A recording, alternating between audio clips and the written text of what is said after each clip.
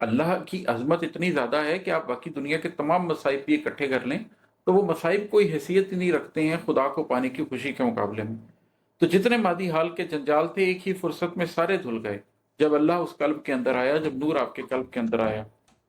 और आखिरी शेर है कि खुद से खुद को ढूंढ ही डाला इबाद, खुद से खुद को ढूंढ ही डाला इबाद, हम अधूरे आए वापस कुल गए।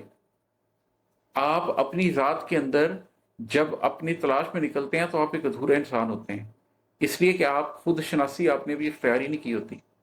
आप अभी अपने कल्ब को नहीं समझे होते, अभी आपने अपने नफ्स को नहीं समझे होते, अभी आपने अपने जज्बों को नहीं समझा होता, अभी आपने अपनी सोचों को नहीं समझा होता। आपके अंदर जिस्म होता है, दिल होता है, दिमाग होता है, कल्ब होता है, मगर ये सारे एक दूसरे के साथ अलाइंड नहीं होते। कल्ब सो रहा होता है, जहन अपनी बात सोच रहा होता है, जज्बे जहन से लड़ रहे होते हैं, जहन जज्बों से लड़ रहा होता है।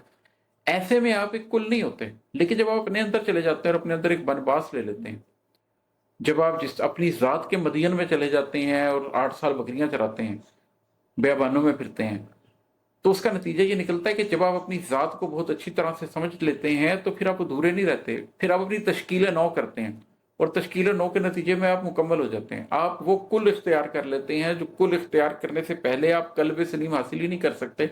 और अल्लाह को चाहिए है कि जब अल्लाह के पास आप आएँ तो कल्ब सलीम लेकर आएँ, अपने बाप इब्राहीम अलैहिस्सलाम की सुन्नत पे चलते हुए। जो अल्लाह के पास आए थे तो एक मुसलमान बनकर एक कल्ब सलीम लेकर हाजिर हुए थे। तो यही एक कोशिश हम सबको भी करनी चाहिए कि अपनी ज़ात के अंदर ऐसे जाएं कि जब वापस आएं तो अधूरे ना हो बल्कि कुल इख्तियार कर चुके हैं, मुकम्मल हो चुके हैं।